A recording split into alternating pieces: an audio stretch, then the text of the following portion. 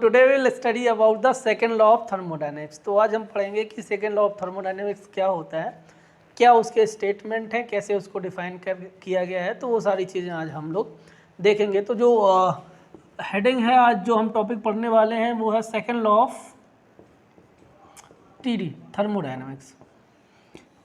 So second law of thermodynamics को define करने के लिए दो साइंटिस्ट आए, दोनों लोगों ने अपना अपना स्टेटमेंट दिया। उन स्टेटमेंट के बेसिस पे डिफरेंट आपके डिवाइसेस बनी।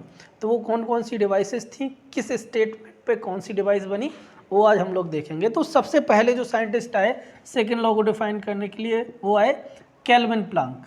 सो केल्विन प्लांक ने एक स्टेटमेंट दिया और उस स्टेटमेंट को बोला गया सेकेंड लॉ ऑफ थर्मोडायनेमिक्स का पहला स्टेटमेंट। तो पहले जो साइंटिस्ट आए उनका नाम क्या हुआ है, केल्विन प्लांक स्टेटमेंट, और दूसरे जो साइंटिस्ट आए उनका नाम हुआ है Clausius statement. Clausius statement. So इन दोनों स्टेटमेंट को मिला के आपका सेकेंड लॉ डिफाइन होता है। तो सबसे पहले हम लोग स्टडी करेंगे कि केल्विन प्लांक स्टेटमेंट क्या है और केल्विन प्लांक स्टेटमेंट पे कौन सी डिवाइस फॉर्म हुई है। सो पहले हम लोग स्टडी करेंगे केल्विन प्लांक स्टेटमेंट। सो सबसे पहले हम लोग देखेंगे कि केल्विन प्लांक का जो स्टेटमेंट है वो क्या है और कैसे उनने इस स्टेटमेंट को दिया और क्या इनका स्टेटमेंट था।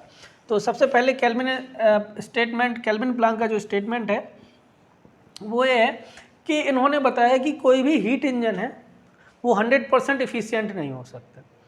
सो the definition of the statement is कि there is no heat engine which is 100% efficient. मतलब कोई भी हीट इंजन है वो 100% इफिशियंट नहीं हो सकता ऑपरेटिंग इन अ साइकिल। एक साइकिल में अगर कोई हीट इंजन ऑपरेट हो रहा है तो वो 100% इफिशियंट नहीं हो सकता। तो इनका जो स्टेटमेंट था, तो स्टेटमेंट ये है कि there is no heat engine which is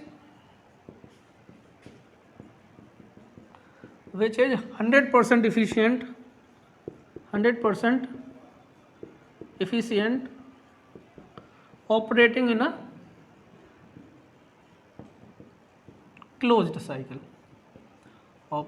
closed cycle।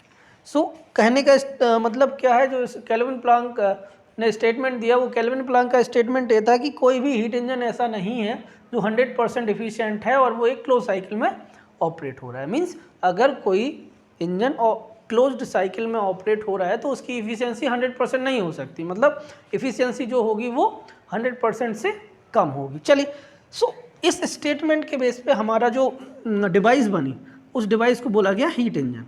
क्या बोला गया? Heat engine. So on the basis of kelvin Planck statement एक डिवाइस का फॉर्मेशन हुआ जिस डिवाइस को क्या बोला गया है, हीट इंजन बोला गया। तो हीट इंजन की अगर मैं डेफिनेशन देखूं कि हीट इंजन आखिर होता क्या है, तो हीट इंजन के बारे में अगर डेफिनेशन देखी जाए तो heat engine is defined as a device whose function is to convert the heat into the work.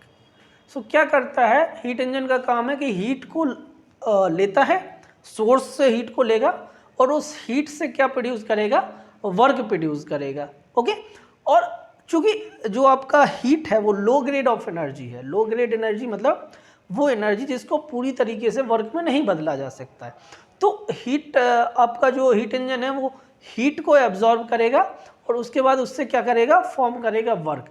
चूंकि हीट जो है वो लो ग्रेड एनर्जी है, वर्क है वो हाई ग्रेड एनर्जी है, तो टोटल जो हीट है वो टोटल वर्क में कन्वर्ट नहीं हो सकती है। तो जो हीट है उसका कुछ पार्ट वर्क में कन्वर्ट होगा, बाकी जो कुछ होगा वो क्या हो जाएगा, रिजेक्ट हो जाएगा। सो अगर मैं बात करूं हीट इंजन क्या है, तो हीट इंजन एक ऐसी डिवाइस है जिसका काम क्या है, हीट को वर्क में कन्वर्ट करना।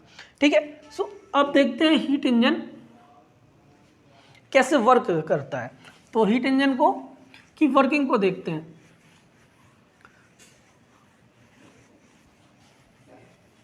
ओके, सो हीट इंजन की वर्किंग के लिए सबसे पहले हमको एक साइकिल बनानी होगी। अभी जैसे कि केल्विन प्लांक में बोला गया कि कोई भी डिवाइस है या हीट इंजन है वो किस में ऑपरेट होगा, साइकिल में ऑपरेट होगा। तो सबसे पहले मैं अज्यूम कर रहा हूँ there is certain source temperature, इसको मैंने क्या मान लिया है T1, और एक सिंक टेम्परेचर है। जिसको मैंने क्या मान लिया, T2. So there are two temperature T1 and T2. In between both temperature there is a device called heat engine. So heat engine is operating between the temperature source T1 and temperature sink T2, and the Q1 amount of energy is extracted from the source temperature. Some part of that energy is converted into work, and the remaining energy is sent to the atmosphere. So this is a heat engine in which the heat engine is work between two temperature limit. जो पहली limit है उसको बोला गया source temperature और दूसरा जो है सिंक टेम्परेचर। तो इन दोनों टेम्परेचर के बीच में आपका हीट इंजन वर्क कर रहा है। जो हीट है वो कहाँ से ली जा रही है, सोर्स से, और उसको मैंने क्या दिया है नाम, Q1। और उस चूँकि मैंने अभी बताया कि टोटल हीट को हम वर्क में कन्वर्ट नहीं कर सकते हैं, टोटल हीट को हम वर्क में कन्वर्ट नहीं कर सकते हैं, इसीलिए जो Q1 है उसका कुछ पार्ट जो है वो वर्क में कन्वर्ट हो जाएगा और बाकी पार्ट क्या हो जाएगा, एग्जॉस्ट हो जाएगा। कहाँ, एटमॉस्फेयर में या सराउंडिंग में। सो यहाँ से अगर मैं W बोलूँ तो W का कुछ पार्ट जो W की अगर मैं बात करूँ तो W जो है वो कुछ पार्ट किसका है, Q का है, और बाकी जो Q का पार्ट है वो रिजेक्ट हो रहा है, वो क्या है, Q2। तो यहाँ पे मैं W लिख सकता हूँ Q1 माइनस Q2। मीन्स अगर यहाँ पे 100 किलो जूल ऑफ आपका क्या है एनर्जी आपने सप्लाई की, तो उसका कुछ amount of 100 kilo joule energy को हम 100 किलो जूल ऑफ वर्क में नहीं बदल सकते, क्योंकि ये क्या है, हाई ग्रेड, ये लो ग्रेड एनर्जी है हीट, और वर्क क्या है आपका हाई ग्रेड एनर्जी है। तो कुछ ना कुछ हीट क्या होगी, लॉस होगी। तो जो लॉस हो रही है हीट वो क्या है, Q2 हो, तो Q2 है। तो अगर मैं यहाँ पे मानूँ Q2 आपका 20 kg है, तो आपका जो वर्क है वो कितना मिला होगा आपको, 100 किलो जूल आपने सप्लाई किया था, 20 किलो जूल आपका क्या हो गया, रिजेक्ट हो गया। तो जो वर्क आपको ऑब्टेन हुआ होगा वो इन दोनों का क्या होगा, डिफरेंस होगा। कहने का मतलब ये है कि 100 किलो जूल आपने हीट सप्लाई की थी, लेकिन वो टोटल 100 किलो जूल आपका वर्क में कन्वर्ट नहीं हुआ, क्योंकि कुछ अमाउंट ऑफ हीट क्या हो गई है, रिजेक्ट हो गई है। तो यहाँ पे जो वर्क होगा वो वर्क क्या होगा, जो हीट आपने सप्लाई करी है इंजन को, और माइनस जो हीट आपका रिजेक्ट किया है किसने, इंजन ने। सो this is an example how the work is calculated. So basically the work is nothing Q1 minus Q2. Okay, so heat engine, all the engine are calibrated on the basis of parameter called efficiency. So in each case when we are going to analyze the performance of the engine, we just calculate the efficiency of that particular engine. So in that case what we are going to find out, we are going to find out the expression for the efficiency of heat engine. Okay, so now we are going to calculate the efficiency of heat engine. So what is efficiency? So efficiency is normally simply represented by eta. Okay, so in any case, in any engine case, efficiency is just defined as the output divided by input. So efficiency is defined as the ratio of what, output to the input. In that case, in that case of heat engine, what we are going to produce, work. So what is our output? हमारा output क्या है, यहाँ पे हम चाहते क्या है, engine से वर्क प्रोड्यूस करना, और इनपुट क्या है, हम हीट कितनी सप्लाई कर रहे हैं। तो यहाँ पे इसको बेसिकली अगर मैं डिफाइन करूँ तो आउटपुट जो होगा वो क्या होगा, work out divided by heat supply. Work done, actually जो हमारा आउटपुट है वो क्या, वर्क डन डिवाइडेड बाय हमारा इनपुट जो है वो क्या है, हीट सप्लाइड। सो बेसिकली अगर मैं यहाँ देखूँ in that case, so what is the work here, work is represented by what, W, and heat supply, we are going to supply the Q1 amount of heat to the heat engine. So if we put the value of work and heat in the equation, then what we get, eta equal to W by Q1. So W is the work done which is produced by what, heat engine, and Q1 is the amount of heat which is supplied to the engine. So work done upon heat supply, work done is W and heat supplied is Q1. So here if we put the value of W in this formula, then what we get, we get Q1 minus Q2 divided by Q1, because W is what? Q1 minus Q2. So here if we divide this Q1 to the both term, then what we get? Q1 individually divide the Q1 this Q1 by these two terms. So what we get? We get something like this. Now from this Q1 get cancelled. So what we get? The formula for heat engine, for the efficiency of heat engine, 1 minus Q2 divided by Q1. So this is the expression for the efficiency of heat engine. This is also expression for heat engine efficiency, but for after the simplification we will get this kind of expression for efficiency of heat engine. Now if the processes are reversible, so now if the processes are reversible, and then we write the heat in the form of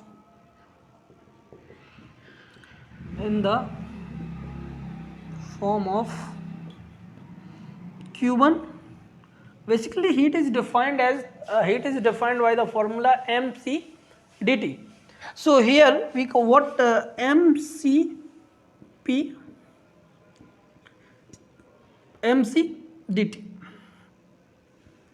mcp dt. Okay.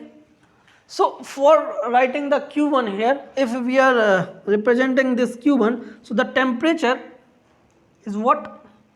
T1. If we are writing Q2, then what comes here? Instead of T1, what? T2. Put these two values in the formula, then what you get? So just putting the values of Q1 and Q2, we get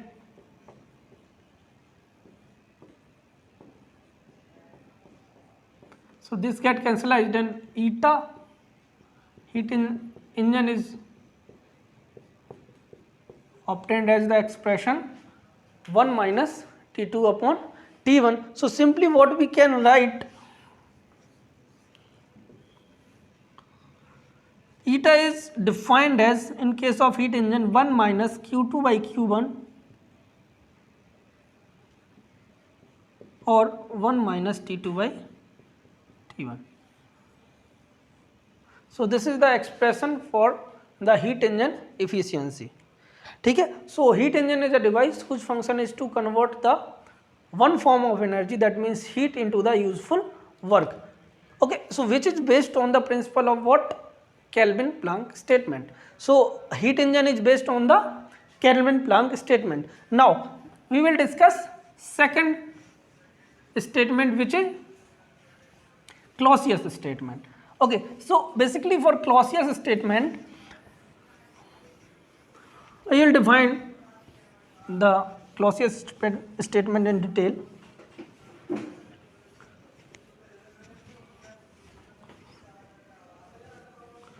Okay, so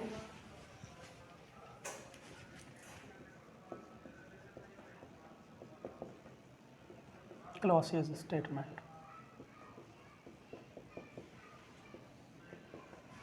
So Clausius statement, Clausius says that the heat cannot flow from lower temperature to a higher temperature without any external work.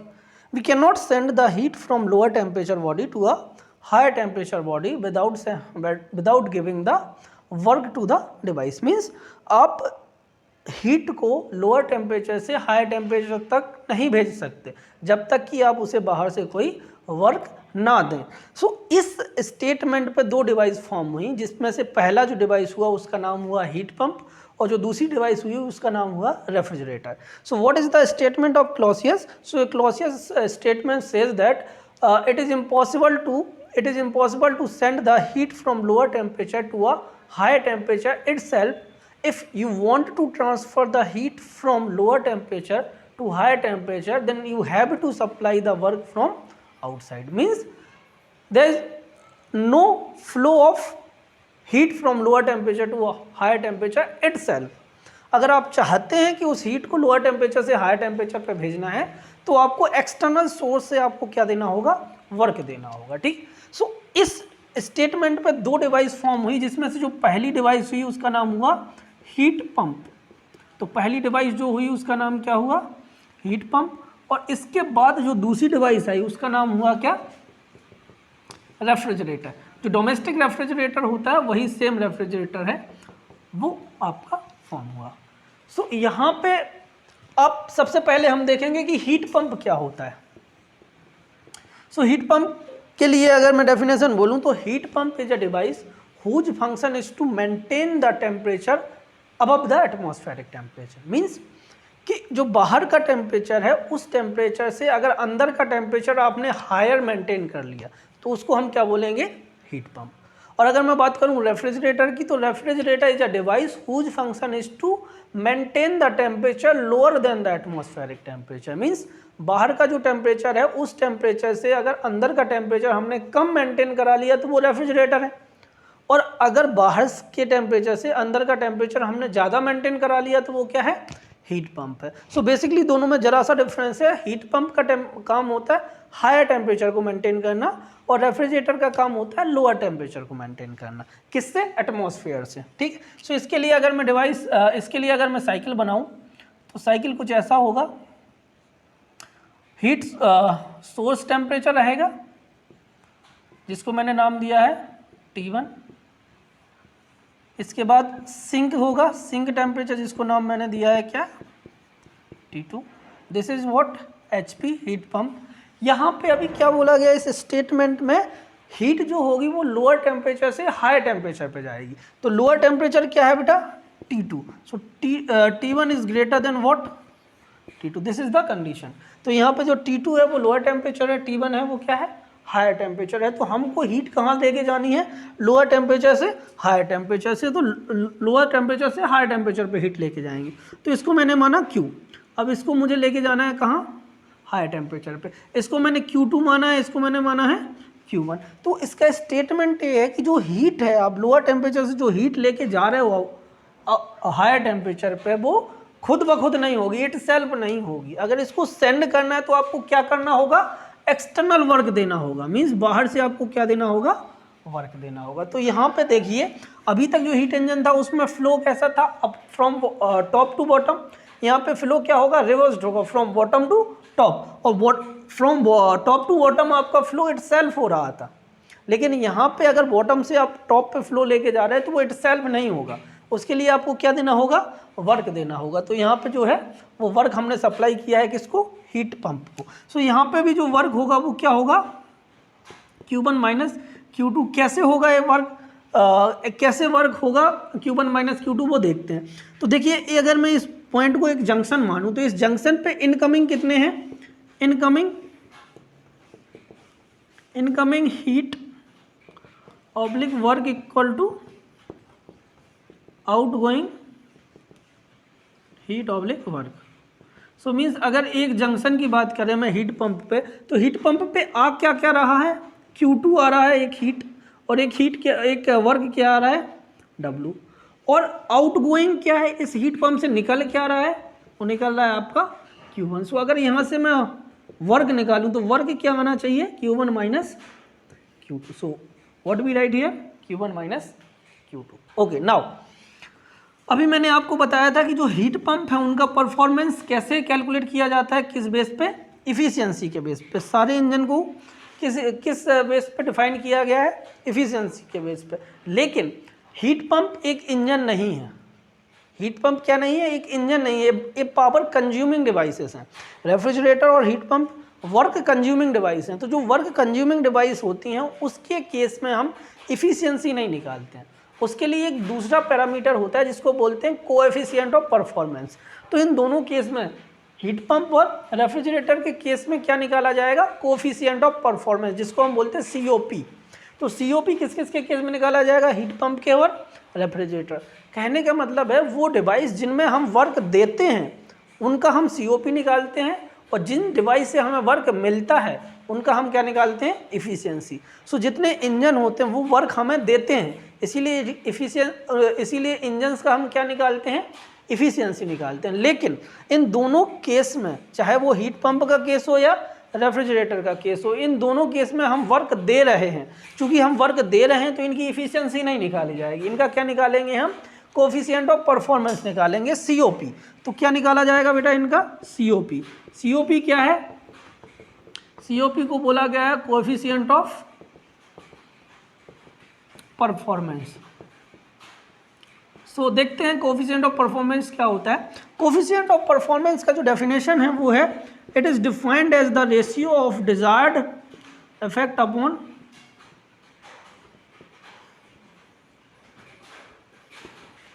Work input. Okay, so desired effect. अगर मैं बात करूं heat pump की, तो heat pump का case क्या है? जैसे मैंने डेफिनेशन में बताया, हीट पंप का काम होता है हायर टेम्परेचर को मेंटेन करना। मतलब बाहर से आपके टेम्परेचर को क्या होना चाहिए? अंदर का टेम्परेचर हायर होना चाहिए। तो यहाँ पे जो हमारा डिजायर्ड इफेक्ट है, हम क्या चाहते हैं? Q1 as much as high possible. मतलब जितना ज़्यादा हीट हम देंगे उतना ज़्यादा टेम्परेचर क्या होगा? मेंटेन होगा। तो यहाँ पे हमारा जो डिजायर्ड इफेक्ट है वो क्या है बेटा? Q1। ओके, सो अगर मैं यहाँ पे वैल्यू रखूँ तो COP क्या हो जाएगा? Q1 divided by work input कितना है बेटा? Q1 divided by work input. तो इसको अगर मैं और अच्छे से लिखूं तो क्या आ जाएगा? Q1 divided by work input आपका क्या है? Q1 minus Q2। तो ये COP आ गया किसके केस में? हीट पंप के केस में। सो हीट पंप के केस में क्या आ गया? COP Q1 divided by Q1 minus Q2। अगर लेकिन मैं फिर से वही बात करूं, if the processes are what, अगर प्रोसेसेस क्या हैं? Are reversible. सो अगर रिवर्सिबल हो जाएंगी तो हम क्या लिख सकते हैं बेटा? Q1 को इससे पहले मैंने बताया था MCP T1 लिख देंगे, और Q2 को हम क्या लिख देंगे? MCP T2 लिख देंगे। तो यहाँ से अगर मैं COP of heat pump calculate करूँ तो हमको क्या मिल जाएगा बेटा? MCP T1 डिवाइडेड बाई, इन दोनों में से मैं MCP कॉमन ले रहा हूँ, तो यहाँ पे क्या आ जाएगा? T1 minus T2, this get cancelise. So what we get? T1 minus T2। So this is the expression for what? Coefficient of performance in case of heat pump. तो हीट पंप में जो कोफिशिएंट ऑफ परफॉर्मेंस आया वो क्या आया? Q1 upon Q1 minus Q2, या temperature के term में लिखूं तो T1 upon T1 minus T2। लेकिन अब मैं बात करूंगा रेफ्रिजरेटर की। तो रेफ्रिजरेटर में चूंकि रेफ्रिजरेटर भी किस पे वर्क करता है? क्लॉसियस स्टेटमेंट पे। सो रेफ्रिजरेटर के लिए अगर मैं डायग्राम बनाऊं, ब्लॉक डायग्राम, तो इसके लिए भी एक सोर्स टेम्परेचर होगा, जिसको मैंने माना है क्या? T1। दूसरा आपका जो होगा वो सिंक टेम्परेचर होगा, जिसको मैंने माना है क्या? T2।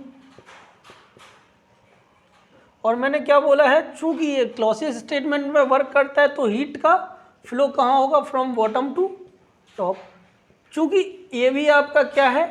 वर्क कंज्यूमिंग डिवाइस है, तो यहाँ पे भी क्या होगा? वर्क इन होगा। और वर्क इन होगा कितना? वो भी कितना होगा? Q1 minus Q2 same. लेकिन यहाँ फ़र्क क्या है? फ़र्क ये है कि हीट पंप की अगर मैं बात करूँ तो हीट पंप का काम था हायर टेम्परेचर को मेंटेन करता था। किसको?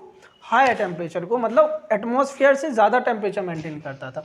लेकिन रेफ्रिजरेटर का काम क्या होता है? लोअर टेम्परेचर को मेंटेन करना। मतलब यहाँ पे आपका जो डिजायर्ड इफेक्ट है वो हायर टेम्परेचर मेंटेन करना नहीं है, लोअर टेम्परेचर मेंटेन करना है। क्योंकि इसकी डेफिनेशन ही क्या है?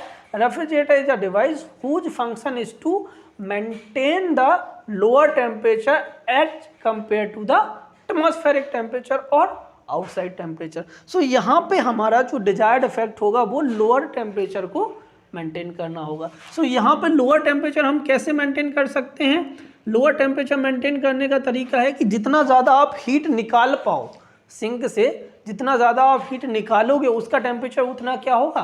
कम होगा। सो यहाँ पे हमारा जो डिजायर्ड इफेक्ट है वो क्या है बेटा? Q2। यहाँ पे डिजायर्ड इफेक्ट क्या था? Q1, क्योंकि हम क्या चाहते थे? हायर टेम्परेचर को मेंटेन करना। लेकिन यहाँ पे डिजायर्ड इफेक्ट क्या है? Q2, क्योंकि हम क्या चाहते हैं? लोअर टेम्परेचर को मेंटेन करना। ठीक है, चूंकि इसमें भी वर्क की सप्लाई हो रही तो इसका भी क्या निकाला जाएगा? COP निकाला जाएगा। तो COP जो होगा वो मैंने बताया था क्या होता है? Desired effect upon heat input, so desired effect upon heat input. Okay, so desired effect यहाँ पे मैंने अभी अभी बताया आपको क्या है, Q2। क्यों है Q2? क्योंकि हम चाहते क्या है बेटा, चाहते हैं कि हम जितना ज़्यादा लोअर टेम्परेचर को मेंटेन कर पाएँ। So desired effect upon heat input, मतलब सॉरी हीट इनपुट नहीं, वर्क इनपुट होगा। Desired effect upon work input, so work desired effect यहाँ पे क्या है बेटा, हमारा इस केस में डिजायर्ड इफेक्ट है लोअर टेम्परेचर मेंटेन करना। सो लोअर टेम्परेचर कैसे मेंटेन होगा, जब आप मैक्सिमम से मैक्सिमम हीट को क्या करोगे, एक्सट्रैक्ट करोगे। सो ये हो गया Q2 और ये आपका क्या हो गया, वर्क इन। चूँकि वर्क इन का वैल्यू क्या है, Q1 माइनस Q2। तो अगर मैं यहाँ पे पुट कर दूँ तो हमारे पास एक एक्सप्रेशन आ जाएगा जो क्या आ जाएगा, Q1। So this is what COP in case of refrigerator. सो देखिए यहाँ पे सिर्फ एक डिफरेंस है, डिफरेंस यहाँ पे क्या है, Q1 है और यहाँ पे क्या है, Q2 है। Q1 यहाँ क्यों है, क्योंकि यहाँ का डिजायर्ड इफेक्ट क्या है, हायर टेम्परेचर को मेंटेन करना। तो डिजायर्ड इफेक्ट क्या है, Q1। यहाँ पे हमारा क्या काम है, लोअर टेम्परेचर को मेंटेन करना। तो डिजायर्ड इफेक्ट क्या है, Q2। तो यहाँ पे क्या आ गया, Q2। सो Q2 डिजायर्ड इफेक्ट होगा रेफ्रिजरेटर में, Q1 डिजायर्ड इफेक्ट होगा किसमें, हीट पंप में। सो अगर यहाँ पे मैं सेम वही चीज़ लगाऊं कि अगर प्रोसेस क्या है बेटा, रिवर्सिबल है, if the process are reversible. So अगर रिवर्सिबल की बात करें तो सिंपल सी चीज़ है, Q1 की जगह क्या आ जाएगा, MCP T1 और Q2 की जगह क्या आ जाएगा, MCP T2। सो अगर मैं यहाँ पे वैल्यू रख दूँ तो COP ऑफ RE क्या आ जाएगा, MCP T2 और यहाँ पे MCP कॉमन ले लिया मैंने, T1 माइनस T2। कहाँ पे, Q1 और Q2 की वैल्यू रखे, MCP कैंसिल हो जाएगा। तो COP ऑफ RE क्या आ गया आपका, T2 अपॉन T1 माइनस। सो ये आपका टेम्परेचर के टर्म में है, ये आपका हीट के टर्म में। सो अगर मैं एक कॉमन COP लिखना चाहूँ रेफ्रिजरेटर के लिए, एक यूनिफॉर्म फार्मूला, तो क्या हो जाएगा, Q1 रेफ्रिजरेटर के लिए Q2 divided by Q1 minus Q2, या इसी के बराबर में T2 divided by T1 minus T2। एक किसके केस की बात कर रहा हूँ मैं, रेफ्रिजरेटर के केस की बात। अगर मैं हीट पंप के केस की बात करूँगा तो हीट पंप के केस में क्या हो जाएगा बेटा, सेम रहेगा, इंस्टेड ऑफ Q2 क्या आ जाएगा, Q1 आ जाएगा। और जब Q1 आया है तो टेम्परेचर क्या हो जाएगा, T1 हो जाएगा। सो ये आपका क्या है, टेम्परेचर किसका, COP किसका, रेफ्रिजरेटर का, और COP किसका है, हीट पंप का। एक बस छोटा सा इसका एक रिलेशन और है इन दोनों के बीच में, वो भी देख लेते हैं। तो आज आपको ये समझ आएगा कि सेकंड स्टेटमेंट में क्या क्या आता है। तो सेकंड स्टेटमेंट में, sorry second law of TD में कितने स्टेटमेंट आए, 2 स्टेटमेंट। पहला किसने दिया, केल्विन प्लांक ने, दूसरा किसने दिया, क्लॉसियस ने। सो जो पहला स्टेटमेंट आया था उस पर एक डिवाइस फॉर्म हुई जिसका नाम हुआ हीट पंप। दूसरा जो स्टेटमेंट था क्लॉसियस स्टेटमेंट, इस पर 2 डिवाइस फॉर्म हुई, पहला हुआ हीट पंप और दूसरा हुआ रेफ्रिजरेटर। तो जो पहला डिवाइस जो बना था आपका केल्विन प्लांक पे, वो क्या था, हीट इंजन। तो उसके केस में हमने निकाला था क्या, इफिशियंसी, क्योंकि उससे हमें वर्क मिलता था। और दूसरा जो डिवाइस, दूसरा जो स्टेटमेंट था वो था क्लॉसियस में हमको वर्क देना होता था, मतलब वर्क कंज्यूमिंग था। तो जब वर्क कंज्यूमिंग होता है तो उसका हम निकालते हैं COP।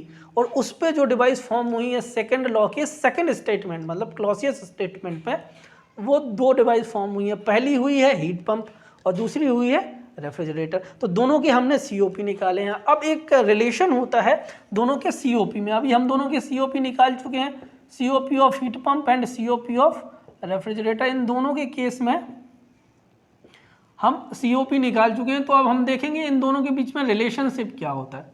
So COP of heat pump and COP of RE relationship. So यहाँ पे अगर मैं देखूँ तो क्या देखूँगा, वी नो दैट, अभी अभी हम निकाल के लाए हैं, क्या निकाल के लाए हैं, COP ऑफ हीट पंप अभी मैंने निकाला है Q1 divided by Q1 minus Q2। COP of RE मैंने अभी अभी निकाला है, क्या निकाला है, Q2 divided by Q1 minus Q2। So let हम निकालेंगे, क्या निकाल रहा हूँ मैं, COP of HP minus COP of RE। अगर मैं इन दोनों को निकालूंगा, इस दोनों की वैल्यू पुट करूंगा तो मुझे क्या मिलेगा, COP ऑफ हीट पंप कितना है बेटा, Q1 divided by Q1 minus Q2। COP of RE कितना है, Q2 divided by Q1 minus Q2।